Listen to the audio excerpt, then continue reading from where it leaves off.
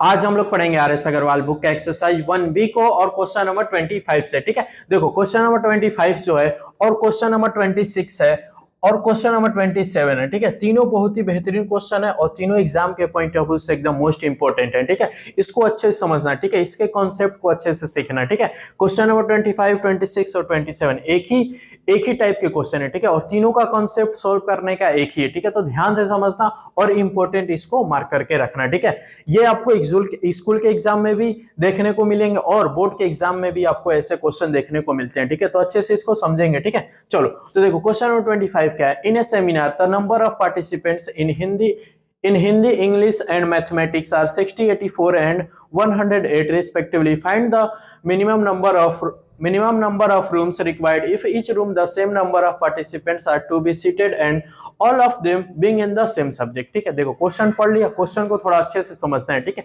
क्योंकि क्वेश्चन अच्छे से समझ में आएगा तभी हम इसको सॉल्व कर पाएंगे। ठीक है, तो पहले क्वेश्चन को समझ लेते हैं। ठीक है, बहुत से बच्चों को क्वेश्चन समझ में आ रहा होगा। ठीक है, जिसको समझ में आ रहा है अच्छी बात है, जिसको नहीं आ रहा है वो एक नजर इधर देख ले। ठीक है, तो क्वेश्चन क्या है कि एक सेमिनार हो रहा है। क्या हो रहा है? सेमिनार हो रहा है और सेमिनार में कुछ लोग पार्टिसिपेंट कर रहे हैं। ठीक है, तो उसमें जो पार्टिसिपेंट करने वाले लोग हैं वो हिंदी, इंग्लिश और मैथ। ठीक है, तीन सब्जेक्ट है, तीनों में पार्टिसिपेंट कर रहे हैं। ठीक है, हिंदी में कितने लोग हैं?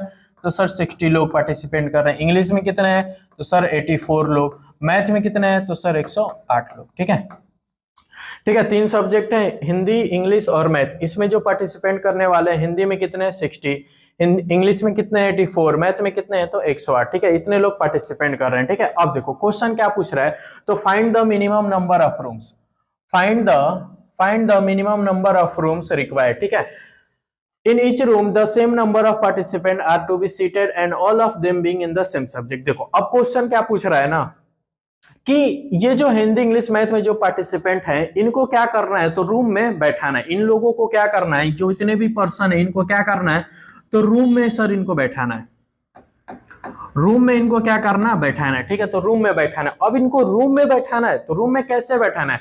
ऐसे बैठाना है कि कम से कम रूम में क्या हो, कम से कम रूम में सभी लोग अच्छे से बैठ जाएं। कम से कम रूम हो और सभी लोग अच्छे से बैठ जाए। ठीक है, यानी हमको रूम निकालना है, लेकिन रूम कैसे निकालना है? तो मिनिमम यानी कम से कम रूम में, मिनिमम यानी कम से कम रूम में इनको बैठा देना है। तो क्वेश्चन ये पूछा है कि find the minimum number of room required. ठीक है, रूम में बैठाना है और रूम की संख्या क्या होगी, नंबर ऑफ रूम्स क्या होंगे, तो कम होंगे। अब देखो एक और चीज, अब मेन चीज क्या है, तो ये देखो रूम में तो इनको बैठाना है, रूम में तो बैठाना है, लेकिन रूम में बैठाने के लिए दो शर्त है। क्या है? दो शर्त उसने बोला, क्वेश्चन ने बोला कि दो शर्त है, उसी शर्त के अकॉर्डिंग इनको क्या करिए, रूम में बैठाइए। रूम में बैठाइए तो क्या है वो शर्त, तो देखो इफ इन ईच रूम, हर एक रूम में the same number of participants are to be seated and all of them being in the same subject. ठीक है, ये दो इसमें शर्त दिए, दोनों शर्त को अच्छे से समझेंगे उसके बाद क्वेश्चन सॉल्व करेंगे। ठीक है, तो देखो दो शर्त दिया है क्वेश्चन में। कितना शर्त है? रूम में बैठाने के लिए क्या शर्त रखा है, तो दो शर्त रखा है।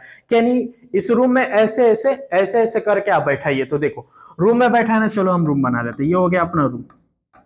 मान लो ऐसे तीन हमने रूम बनाए, रूम कितने होंगे हमको नहीं पता है। ठीक है, रूम तीन ही बनाए, रूम और भी हैं। ठीक है, रूम और भी हो सकते हैं। ठीक है, तो चलो, तो क्वेश्चन में बोला है कि सभी रूम में, देखो क्या बोला है, इफ इन ईच रूम यानी जितने रूम है सभी रूम में the same number of participants are to be seated. ठीक है, यानी क्वेश्चन ये बोल रहा है कि जितने रूम है, यहां से यहां तक का मतलब, यहां से यहां तक का मतलब कि जितने रूम होंगे उन सभी रूम में सेम नंबर के पार्टिसिपेंट होंगे। सेम नंबर के participant, same number of participant. इसका मतलब क्या है कि मान लो ये जितने रूम है सभी रूम में सेम नंबर के पार्टिसिपेंट। इसका मतलब क्या, अगर मान लो इसमें 10 लोग हैं, एक रूम में हमने 10 लोगों को बैठाया, 10 पार्टिसिपेंट को बैठाया, तो जितने रूम होंगे सभी रूमों में कितने पार्टिसिपेंट होंगे, तो 10 ही बैठाना। ठीक है, ये नहीं कि इसमें 10 बैठा दिए, इस रूम में 15 बैठा दिए, इसमें 20 बैठा दिए, नहीं ऐसे नहीं बैठाना है। सभी रूम में क्या होंगे, तो सेम पार्टिसिपेंट होंगे। सभी रूमों में क्या होंगे, सेम। इसमें 10 तो इसमें भी 10, इसमें भी 10। ठीक है, अगर इसमें 20 बैठाओगे तो इसमें भी 20, इसमें 20। अगर इसमें 30 बैठाएंगे तो इसमें भी 30, इसमें भी 30।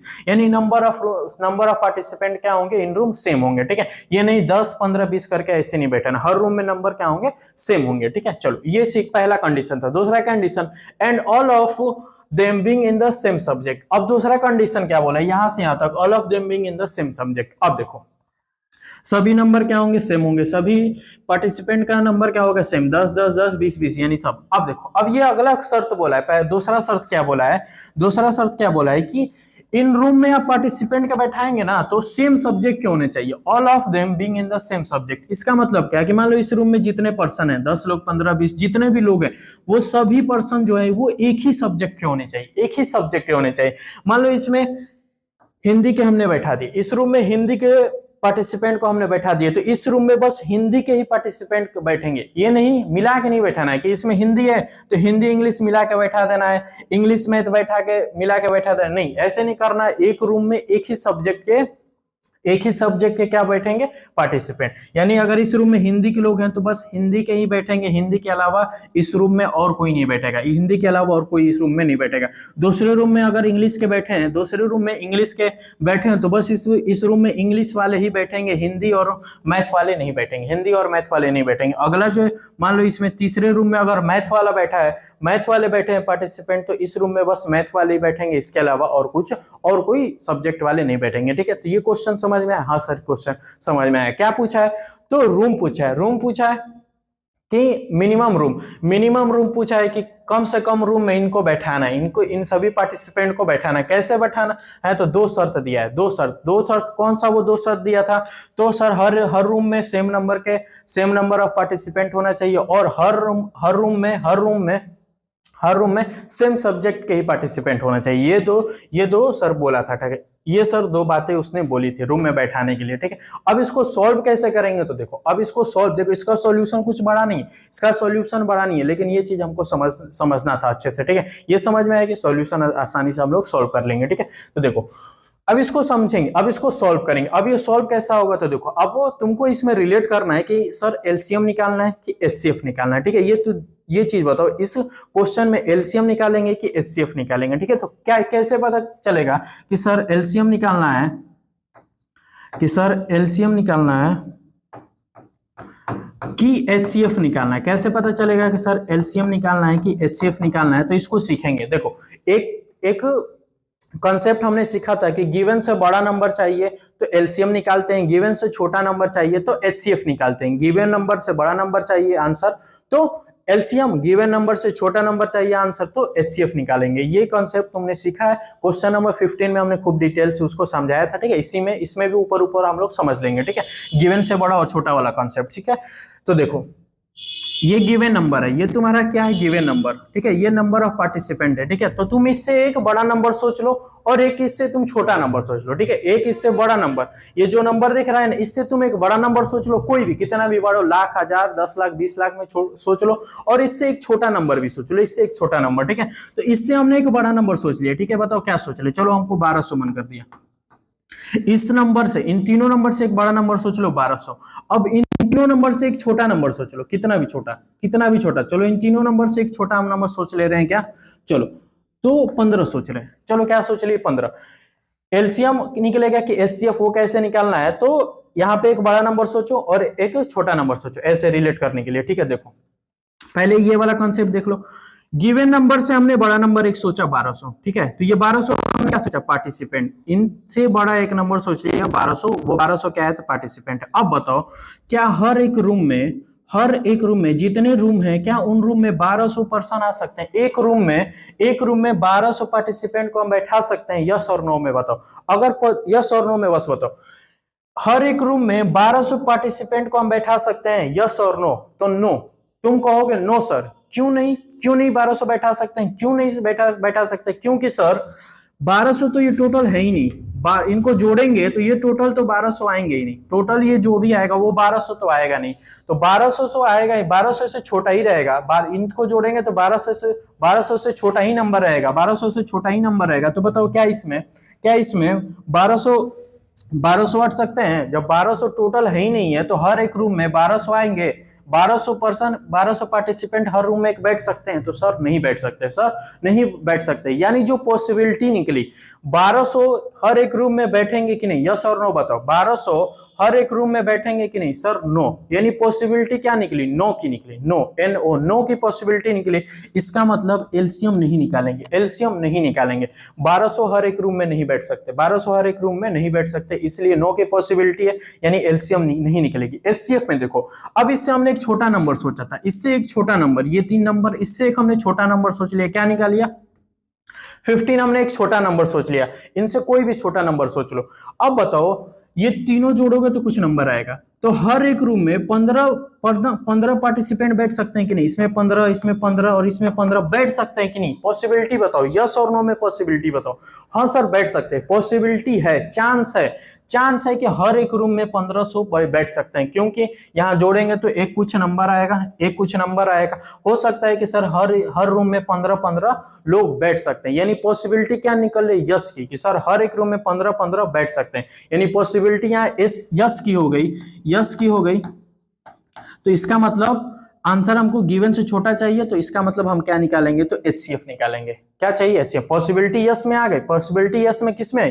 पॉसिबिलिटी यस किस में आई? सर छोटे नंबर में, और छोटा नंबर निकालना होता है तो क्या निकालते हैं? एचसीएफ निकालते हैं, ठीक है, एचसीएफ निकालते हैं। इसको बहुत ही डिटेल में क्वेश्चन नंबर 15 में हमने समझाया। ये आपको छोटा से बड़ा, ये बड़ा और छोटा वाला कॉन्सेप्ट आपको पता होगा। अगर नहीं पता है तो कोई बात नहीं, नहीं पता है कोई बात नहीं, आप बस क्वेश्चन ये सीखने, अगर सीखना चाहते हैं तो ठीक है, 1-2 बार वीडियो देखेंगे तो समझ में आएगा, ठीक है, ये वाला कॉन्सेप्ट हम क्या बताना चाह रहे हैं, ठीक है। तो ये समझ में आएगा, अच्छी बात। नई बात है तो आप देख लीजिए कैसे सॉल्व होगा, ठीक है। यानी क्या निकालना है? एचसीएफ निकालना है। कैसे पता चला? तो गिवन नंबर से एक बड़ा नंबर सोचे, गिवन नंबर से छोटा नंबर, बड़ा वाला नंबर सोचे तो ये पॉसिबिलिटी नहीं बन रहा था, पॉसिबिलिटी नहीं बन रहा था, और बड़ा नंबर के लिए एलसीएम निकालते हैं तो इसलिए कट कर दिए, और छोटा नंबर के लिए पॉसिबिलिटी बन गया, यानी एचसीएफ निकालेंगे। तो इस नंबर का एचसीएफ निकालेंगे, तो एचसीएफ निकालेंगे किसका?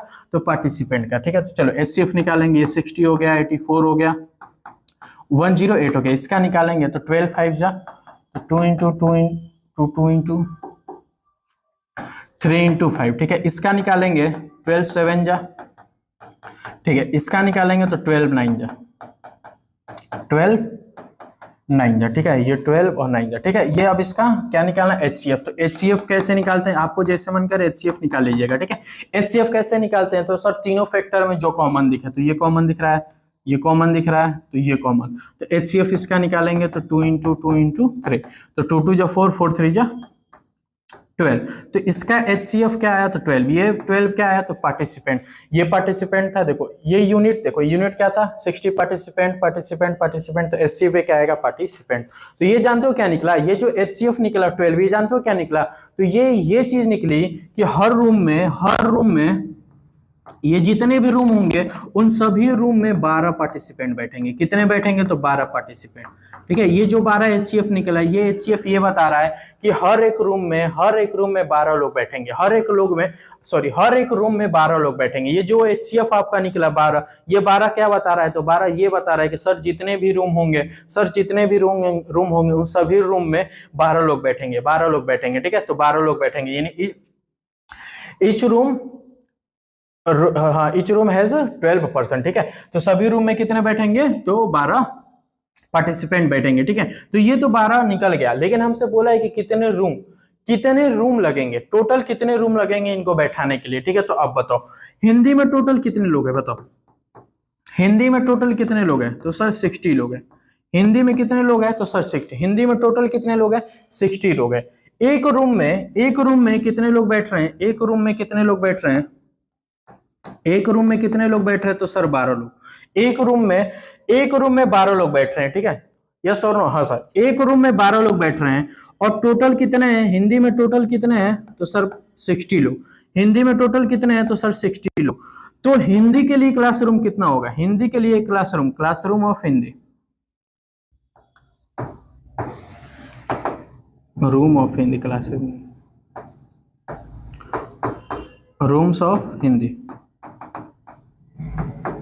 ठीक है। हिंदी के लिए कितने रूम होंगे? हिंदी के लिए कितने? हिंदी में टोटल कितने लोग हैं? 60 लोग, और एक रूम में 12 लोग हैं, तो हिंदी के लिए कितने रूम होंगे? तो ये बेसिक चीज है सर। 60 लोग हैं, इसको 12 से डिवाइड कर देंगे तो कितना आएगा? 5, यानी 5 रूम होगा सर। 5 रूम होंगे। हिंदी के लिए कितने, हिंदी वालों के लिए कितने रूम है? तो सर हिंदी वाले के लिए 5 रूम है। हिंदी वाले के लिए 5 रूम, एक रूम में 12 लोग हैं तो 60 लोग हिंदी के लिए है, तो हिंदी के लिए कितना रूम चाहिए? तो सर 5 रूम चाहिए। ऐसे इंग्लिश के लिए, इंग्लिश के लिए बताओ कितने लोग हैं? इंग्लिश के लिए सर टोटल 84 है, 84 है। तो इंग्लिश के लिए रूम कितना होगा? इंग्लिश के लिए रूम कितना होगा? इंग्लिश के लिए रूम बताओ कितना होगा? ठीक है, या हिंदी के लिए भी रूम लिख सकते हो। इंग्लिश में इतने लोग हैं तो इंग्लिश के लिए रूम कितना होगा? इंग्लिश के लिए रूम कितना होगा? तो सर टोटल 84 लोग हैं और एक रूम में 12 लोग हैं, तो इसको भी डिवाइड करेंगे सर 12 से, तो 12 7 जा होगा तो 7 रूम, यानी इंग्लिश वालों के लिए 7 रूम लगेगा। इंग्लिश वालों के लिए 7 रूम लगेगा। ऐसे ही मैथ वालों के लिए, मैथ वाला कितना है? 108, तो ये मैथ वालों के लिए रूम कितना होगा? तो सर डिवाइड कर देंगे तो ये आएगा 9 टाइम्स में, यानी 9 रूम। सर जो मैथ वाले हैं उनके लिए 9 रूम लगेगा। हिंदी वालों के लिए 5 रूम चाहिए, इंग्लिश वालों के लिए सर 7 रूम चाहिए, मैथ वालों के लिए सर 9 रूम चाहिए। तो टोटल कितने रूम हुए? टोटल कितने रूम हुए बताओ? टोटल कितने रूम हुए? तो सर टोटल जो आपके रूम हुए 5 + 7 + 9, ठीक है, तो इसको जोड़ेंगे तो कितना है? 7 5 12, 12 9 21, तो सर 21 रूम, सर 21 रूम लगेगा। टोटल कितना रूम लगेगा? तो सर 21 रूम लगेगा। ठीक है, 21 रूम सर लगेगा। ठीक है, टोटल कितना रूम लगा? 21 रूम लगा। ठीक है, यहाँ पे ऐसे ही सॉल्व करना है। इसको जोड़ के भी तुम इसको जोड़ के भी तुम 12 से डिवाइड करोगे तब भी 21 ही आएगा। लेकिन ये ऐसे सीखना है। अगर क्वेश्चन में बोल देता कि बस बताइए हिंदी वालों के लिए कितना रूम चाहिए, हिंदी वालों के लिए कितना रूम चाहिए, तो ऐसे निकालना है। एक रूम में 12 लोग हैं और टोटल हिंदी में 60 लोग हैं, तो हिंदी वालों के लिए कितना रूम चाहिए? तो 5 लोग। ये तो बेसिक चाहिए, तो क्लास 1 2 में सीखे होगे। चलो अब इसको नोट करेंगे, फिर अगला क्वेश्चन हम लोग सॉल्व करेंगे। चलो ये नोट हो गया, अब नेक्स्ट वाला क्वेश्चन सॉल्व करेंगे। ठीक है, देखो क्वेश्चन नंबर 26 और 25 एकदम सेम क्वेश्चन है, सेम कॉन्सेप्ट है, तो इसको भी वैसे ही समझ के सॉल्व करेंगे। ठीक है, देखो क्वेश्चन 26 क्या है? 3 sets of English, mathematics and science books containing 336, 240 and 96 books respectively have to be stacked in such way that all the books are stored subject wise and the height of each stack in the same. How many stacks will be there? ठीक है, देखो question पढ़ लिए, question समझ ले रहे हैं question क्या बोल रहा है। ठीक है, उसके बाद इसको सॉल्व करेंगे। ठीक है, स्टैक मतलब ये स्टैक समझते हो क्या होता है? तो इसके बारे में हम लोग समझेंगे कि ये होता क्या है। ठीक है, जिसको पता है अच्छी बात है। तो देखो इंग्लिश में कितना है? इंग्लिश में कितना है? तो सर 360 है। मैथ में कितना है? मैथ में कितने हैं? तो 240 है। उसके बाद साइंस में कितने हैं? तो साइंस में सर 96 बुक है। ठीक है, इंग्लिश में इतने बुक, मैथ में इतने बुक और साइंस में इतने बुक्स हैं। ठीक है, अब बोलो इनको देखो क्या किया जा रहा है। ठीक है, तो respectively have to be stacked in such a way that all the books are stored subject wise in the height of each stack in the same. देखो ये स्टैक समझते हो क्या होता है? जैसे तुम्हारे पास मान लो बुक है 7 8 जितने भी बुक है, तो बुक को तुम ऐसे रखते हो ना, ऐसे बुक हो गया एक बुक, इस बुक के ऊपर एक और बुक रखोगे, फिर एक और बुक रखोगे, एक और बुक रखोगे, तो ये जो चीज बन रहा है ना, ये बुक बन ये सॉरी स्टैक बन रहा है। ठीक है, क्या बन रहा है? ये स्टैक बन रहा है। किसका? तो बुक्स का स्टैक, यानी एक के ऊपर एक बुक रखोगे तो जो चीज ये फिगर बन रहा है, जो ये बन रहा है, इसी को क्या बोलते हैं? तो स्टैक बोलते हैं। ठीक है, ये चीज समझ में आई? हाँ सर, ये स्टैक किसको बोलते हैं? तो सर इसी को, एक बुक है उसके ऊपर ऐसे बुक रखते जाएंगे तो उसी को क्या बोलते हैं? स्टैक बोलते हैं। ठीक है, तो देखो अब इनको क्या किया जा रहा है? तो इनको क्या किया जा रहा है? तो मैथ, इंग्लिश और साइंस जो भी है सब्जेक्ट है, वो इनको क्या किया जा रहा है? स्टेक वाइज क्या किया जा रहा है? इसको रखा जा रहा है। ठीक है, तो रखा जा रहा है तो बोल रहा है कि how many stacks will be there. ठीक है, यानी इसको स्टेक वाइज रखा जाएगा तो कितने स्टेक्स लगेंगे, मतलब कितने ऐसे बुक के ऊपर बुक, ऐसे कितने ऐसे फिगर बनेंगे, स्टेक के ऐसे कितने फिगर बनेंगे। ठीक है, मान लो इसके अंदर क्या, एक बुक, फिर ये बुक, फिर ऐसे, तो ऐसे कितने स्टेक आपको लगेंगे? इनको स्टेक वाइज रखेंगे तो कितने ऐसे स्टेक्स लगेंगे, तो वो चीज बताना है। ठीक है, तो उसको आप कैसे सोल्व करना है वो चीज देखो। ठीक है, तो देखो अब इसमें इंग्लिश के लिए इतने, मैथ के लिए, साइंस के लिए, तो इसमें इंग्लिश के लिए कितने स्टेक्स बनेंगे, इंग्लिश के लिए कितने स्टेक्स बनेंगे, मैथ के लिए इतने कितने स्टेक्स बनेंगे और साइंस के लिए कितने स्टेक्स बनेंगे, वो चीज हमको पता चल जाएगा तो सबको जोड़ देंगे तो हमारा आंसर आ जाएगा। ठीक है, इंग्लिश के लिए मान लो कितने स्टेक्स बनेंगे, मैथ के लिए, साइंस, तो वो चीज कैसे निकलेगा? तो देखो वो चीज कैसे निकलेगा, तो उसको देखो, मान लो उसको समझो, थोड़ा स्टेक्स वाला कहानियां समझ लो। जैसे ये मान लो 15 है, 15 बुक्स है, तो इसको तुम स्टेक्स वाइज रखना चाहते हो, स्टेक्स वाइज, तो कैसे रखोगे? तो रख सकते हो, एक रखोगे कि मान लो अगर 5 5 का ऐसे बुक है, 1 2 3 4 ऐसे 5 बुक को ऐसे सजाओगे, एक बुक के ऊपर ऐसे 5 बुक रखोगे, पांच बुक रखोगे तो कितना स्टेक बनेगा, कितना स्टेक बनेगा, 3 स्टेक बनेगा कि नहीं बनेगा? हाँ सर बनेगा। कितना स्टेक बनेगा? 3 स्टेक बनेगा। अगर 3 बुक का रखोगे, 3 बुक का रखोगे तो कितना स्टेक बनेगा? 5 स्टेक बनेगा। 3 बुक का ऐसे रखोगे तो कितना स्टेक बनेगा? 5। 3 बुक का रखोगे तो कितना स्टेक बनेगा? तो 5। तो ये तो छोटा नंबर है, तो तुमको पता कर लिए कि सर दो ठे पैटर्न बन सकता है। या तो सर 5 बुक का स्टेक बना लेंगे 3, या तो 15 बुक है तो 3 बुक का 5 ऐसे स्टेक्स बना लेंगे। ठीक है, तो ऐसे ही 336 इंग्लिश का है, 336 इंग्लिश का है तो कितने स्टेक बनेंगे? और मैथ का है तो 240 बुक्स, तो इसके कितने स्टेक बनेंगे? और साइंस का 96 है तो इसके कितने स्टेक बनेंगे? तो वो चीज कैसे निकलेगा, तो वो चीज सीखेंगे। ये तो छोटा नंबर है तो ऐसे सजा के लिख लिए। अब उसी में तुमको बोला है, उसी में देखो बोला है कि जो भी स्टेक होंगे, जो भी आपके स्टेक होंगे वो क्या होंगे? Books are store subject wise, ये देखो subject wise and the height of each stack in the same. ठीक है, जो भी आप ऐसे बुक का स्टेक बनाएंगे वो क्या होंगे? तो उसमें क्या करना है, जितने भी स्टेक होंगे, जितने भी स्टेक होंगे, सभी स्टेक का क्या होगा? हाइट क्या होगा? सेम होगा। सभी स्टेक का हाइट क्या होगा? सेम होगा। और हर एक स्टेप में अपना खुद का बुक होगा। ये नहीं कि हिंदी और इंग्लिश को मिला के एक स्टेक नहीं बनाना है, ऐसा नहीं करना है। इंग्लिश का जो स्टेक होगा उसमें बस इंग्लिश के ही बुक होंगे, हिंदी का मैथ के जो बुक होंगे उसमें बस मैथ का ही होगा, मैथ का जो स्टेक होगा उसमें मैथ का ही होगा। ठीक है, साथ में मिला के नहीं करना है। साइंस का जो स्टेक होगा उसमें बस साइंस का ही बुक होगा, साथ में मिला के स्टेक नहीं बनाना है। ठीक है, तो इसको सॉल्व कैसे करना है, तो देखो, तो इसको भी क्या करेंगे? एचसीएफ निकालेंगे। देखो जैसे क्वेश्चन नंबर 25 पे हमने किया था, बांट रहा था ना, रूम में बांट रहा था, कितने रूम लगेंगे, तो क्या किए थे? एचसीएफ निकाल के डिवाइड कर दिए थे। इसमें भी सेम प्रोसेस, जैसे 25 किए वैसे इसको भी करोगे। ठीक है, तो इनका क्या करेंगे? एचसीएफ निकालेंगे। इसका एचसीएफ निकालेंगे तो वो देखो क्या मिलेगा, 336, 240 और 96 का एचसीएफ निकालेंगे। तो इसका एचसीएफ निकालेंगे तो देखो कितना आएगा, ये 4 8 जा और ये 4 4 जा 64 का हो गया 2 इंटू 2, और ये 12 7 जा तो 12 का हो गया 2 इंटू 2 इंटू 3 इंटू 7। इसका प्राइम फैक्टर इसको करेंगे, तो ये होगा आपका 8 3 जा तो 8 का हो गया 2 इंटू 2 इंटू 2, और फिर ये 2, फिर ये 3 जा और ये फिर 5, फिर इसका करेंगे 12 8 जा, 12 8 जा 96, तो 12 हो गया, सॉरी ये 8 हो गया और ये आपका 12 हो गया। ठीक है, तो इसका एचसीएफ क्या होगा? इसका एचसीएफ क्या होगा? तो एचसीएफ निकालेंगे, इसको कॉमन लेंगे, और कुछ कॉमन दिख रहा है? ये भी कॉमन है। और कुछ कॉमन दिख रहा है? नहीं, और कुछ कॉमन नहीं दिख रहा है। 2 इंटू 2 इंटू 2 इंटू 2, 2 2 जा 4 2 जा 8 2 जा 16, तो कितना आया? 16। ये 16 क्या निकला? ये 60 क्या निकला? तो बुक निकला। 60 क्या निकला? तो बुक्स निकला। ये 60 बुक्स निकला। ये 16 बुक्स क्या बता रहा है? ये 16 बुक्स क्या बता रहा है बताओ? तो ये 16 बुक्स ये बता रहा है कि इंग्लिश के जो स्टेक बनेगा, इंग्लिश का जो ऐसे स्टेक बनेगा उसमें कितने बुक्स आएंगे? तो ऐसे 16 बुक्स रखोगे। कितने बुक रखोगे? तो 16, यानी एक स्टेक में कितने बुक्स आएंगे? एक स्टेक में यानी एक स्टेक जो आपका है वो उसमें कितने बुक आएंगे? तो 16 बुक्स आएंगे। ठीक है, एक स्टेक में कितने बुक्स आएंगे? तो 16 बुक्स। ये नहीं पता रहा है। 16 बुक्स क्या बता रहा है? तो सर एक स्टेक में 16 बुक्स आएंगे। तो टोटल इंग्लिश में कितने बुक्स हैं? टोटल देखो, एक स्टेक में 16 बुक्स हो गए। एक स्टेक में आपके कितने बुक हो गए? एक स्टेक में कितने बुक हो गए? तो 16 बुक्स हो गए। ठीक है, तो बोला है कि टोटल कितने स्टेक्स लगेंगे, टोटल कितने स्टेक्स लगेंगे। ठीक है, तो बताओ, ये इंग्लिश के जो बुक है वो कितने हैं? 336। इंग्लिश के जो बुक है वो टोटल 336, और एक स्टेक में 16 बुक्स लग रहा है। एक स्टेक में 16 बुक्स लग रहा है, और इंग्लिश के लिए जो बुक है वो 336 बुक है। तो इंग्लिश का स्टेक क्या होगा? इंग्लिश का स्टेक यानी इंग्लिश का स्टेक क्या होगा? इंग्लिश वाला कितना स्टेक बनेगा? इंग्लिश वाला कितना स्टेक बनेगा? तो सर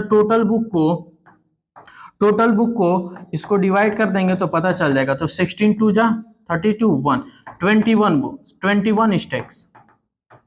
सर इंग्लिश वाला बस ये इंग्लिश वाला 21 स्टेक्स बनाएगा। सर इंग्लिश वाला बस 21 स्टेक्स बनाएगा। ठीक है, इंग्लिश वाला अपना कितना स्टेक बनाएगा?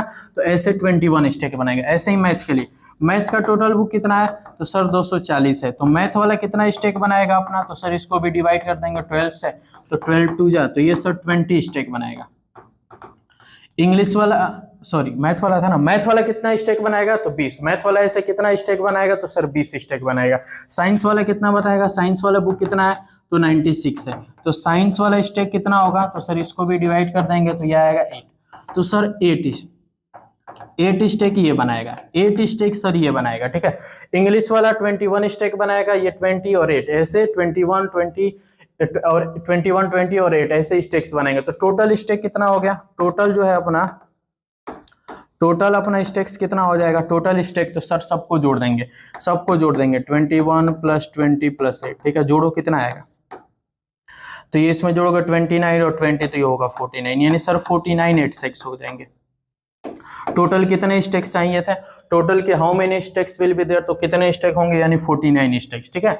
यानी ऐसे सजाओगे तो 49 ऐसे स्टेक्स बनेंगे, पहला दूसरा तीसरा चौथा ऐसे 49 स्टेक्स बनेंगे। कितने 49 स्टेक्स बनेंगे, और हर एक स्टेक्स में कितने बुक्स होंगे, तो 16 बुक्स होंगे, ठीक है। बस ऐसे ही करना था।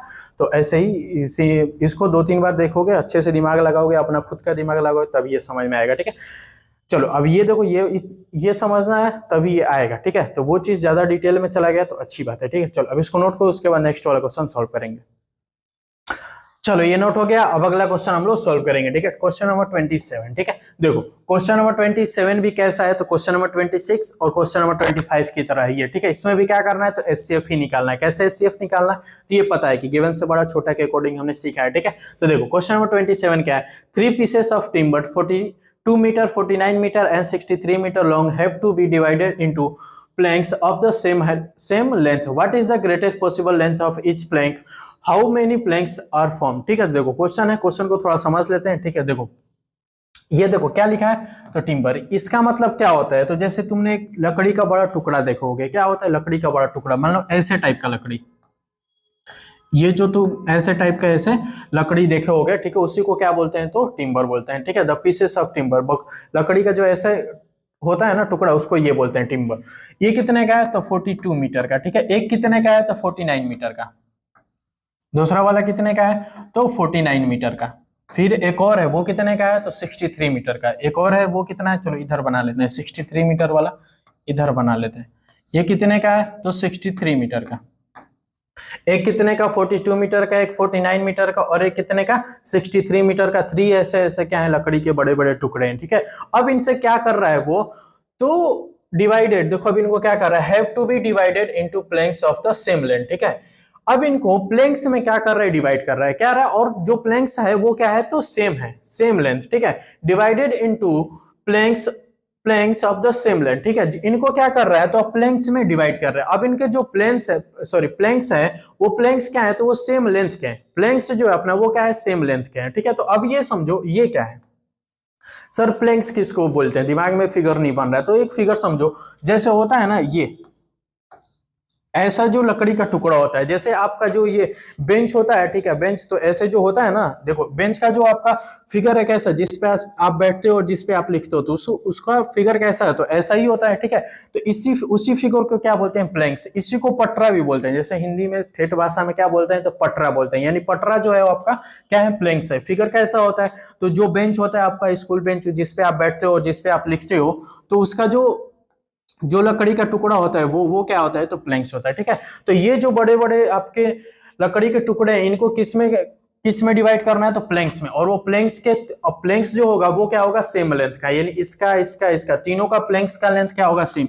ये जो इसका आपका बनेगा, इसका जो आपका प्लैंक्स बनेगा, फिर इसका जो आपका ऐसे प्लैंक्स बनाएंगे, फिर इसका जो आप ऐसे प्लैंक्स बनाएंगे, वो तीनों प्लैंक्स क्या होंगे, तीनों प्लैंक्स क्या होंगे, तो आपस में इक्वल होंगे। तीनों प्लैंक्स आपस में क्या करना है, उनको इक्वल करना है, ठीक है। इसमें से आप प्लैंक्स काटेंगे, इसमें से प्लैंक्स काटेंगे, इसमें से प्लैंक्स काटेंगे, तीनों प्लैंक्स का लेंथ क्या होगा, सेम होना चाहिए। ये क्वेश्चन में बोला है, ठीक है।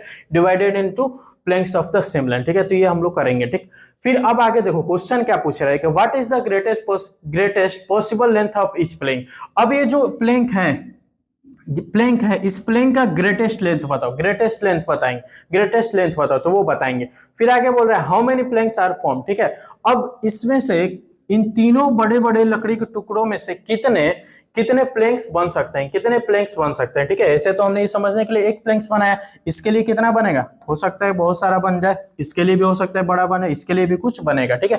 तो टोटल कितने प्लैंक्स बनेंगे, ये हमको बताना है, ठीक है। तो ये हम लोग बताएंगे, दोनों चीज बताएंगे, ठीक है। तो क्वेश्चन नंबर 25 और 26 और 27 तीनों एक ही कॉन्सेप्ट पे हैं, तो इसको भी समझेंगे, तो समझ में आएगा, ठीक। अब इसको क्या करेंगे, इसमें क्या करेंगे, तो एचसीएफ निकालेंगे। कैसे निकालेंगे, तो क्वेश्चन नंबर 25 में हमने सीखा था, ठीक है। इसमें फिर समझ लो, what is the greatest possible length of each plank. अब ये जो प्लैंक है, ये जो प्लैंक इसमें से काटोगे, इतने बड़े टुकड़े में से एक प्लैंक प्लैंक काटोगे, ऐसे एक प्लैंक काटोगे, तो वो जो प्लैंक काटोगे बताओ, वो 63 मीटर से बड़ा प्लैंक हो सकता है? 63 मीटर से बड़ा एक प्लैंक काट सकते हो? नहीं काट सकते। 63 मीटर का बड़ा एक टुकड़ा है, तो क्या तुम 60 चलो 100 मीटर मान लो, 100 मीटर का तुम एक प्लैंक काट सकते हो। 63 मीटर का एक लकड़ी का टुकड़ा है इतना मीटर, तो इसमें से क्या तुम 100 मीटर का 100 मीटर का प्लैंक्स काट सकते हो? पॉसिबिलिटी है? नहीं सर, नहीं काट सकते। इतना बड़ा है तो 100 मीटर का कैसे काट सकते हैं? यानी गिवन नंबर से बड़ा आंसर नहीं चाहिए, गिवन नंबर से बड़ा आंसर नहीं होगा। यानी प्लैंक्स जो होगा, ये अपना प्लैंक्स का लेंथ होगा,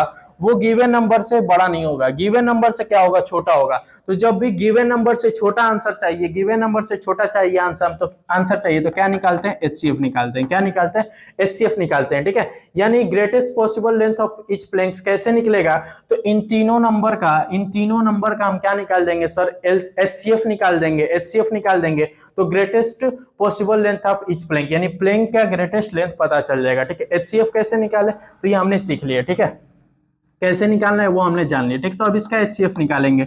63, 42, पहले क्या है 42 था ना, ये तो इधर लेके, पहले क्या था 42, फिर 49 और 63। इसका एचसीएफ निकालो, तो इसका एचसीएफ निकालेंगे। 6 7 जो होता है, 6 7 जो, इसका क्या होगा 7 × 7, इसका क्या होगा 7 9, तो 3 × 3 × 7। तो इसका एचसीएफ क्या होगा, तो इसका एचसीएफ बताओ क्या होगा। तो सर एचसीएफ जो होता है जो तीनों में कॉमन दिखे, तीनों में कौन सा नंबर सर कॉमन दिख रहा है, तो सर तीनों में 7 कॉमन दिख रहा है, 7 कॉमन। तो ये 7 क्या हुआ, 7 मीटर। ये क्या हुआ, ये 7 मीटर क्या निकला, 7 मीटर क्या निकला। तो ये जो आपके प्लैंक्स थे, ये जो आपके प्लैंक्स होंगे, ये कितने मीटर के होंगे, तो 7 मीटर के ये होंगे। 7 मीटर का इसका भी प्लैंक्स होगा और 7 मीटर का इसका प्लैंक होगा। यानी इस वाले लकड़ी के टुकड़े का भी 7 मीटर का प्लैंक होगा, इसका भी 7 मीटर, इसका भी 7 मीटर। तो 7 मीटर सर प्लैंक होंगे, ठीक है। पहला आंसर हमने निकाल लिया। What is the greatest possible length of each plank. एक प्लैंक का ग्रेटेस्ट लेंथ क्या होगा, तो सर 7 मीटर होगा, ठीक है। अब आगे क्वेश्चन क्या बोला है, how many planks are formed,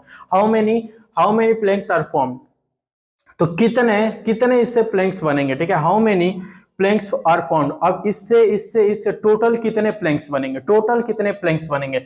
इससे एक प्लैंक बना 7 मीटर का, बताओ एक प्लैंक बना, ईच प्लैंक,